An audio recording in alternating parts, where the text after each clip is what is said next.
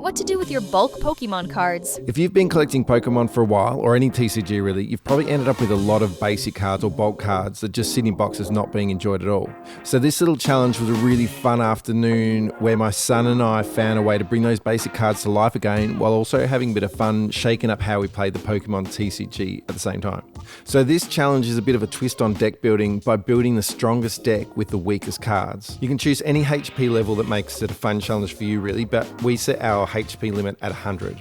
The idea is to build two decks to battle against each other using only cards with 100 HP or less. That pretty much eliminates all the high powered cards, EXs, stage 2s, and that gives all the basic cards that would never normally be used a chance to be played. The added bonus is it's also a great way to get to use any of your favourite characters that might not always be strong enough to be played in competitive decks. The great thing about deck building like this is you then get to focus on the strategy of the game more than who's got the most powerful cards, which is a really great thing for younger players or players just getting started.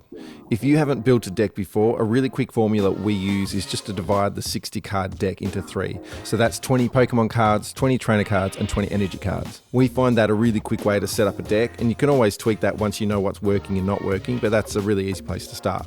One of the things we did find hard at the start of collecting was getting enough energy and trainer cards to build a full deck or multiple decks, but because there's so many collectors out there collecting for the alt arts and the rare cards, you might be able to find some of the ETB energy packs quite cheap. It's similar with trainer cards. It can also take a while to get enough to build multiple decks. I can usually find anything we need sold separately online though.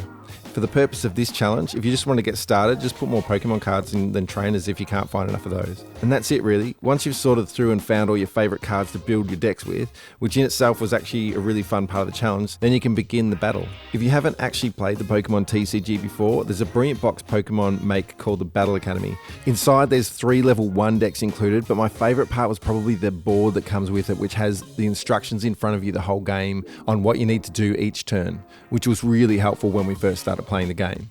I hope you have fun with this twist on deck building. We had a great time doing this challenge and it was a really great excuse to get out all the older collection, have a look through them, while having another fun play through the brilliant TCG that Pokemon have created. Project 365 Games. Thanks for watching.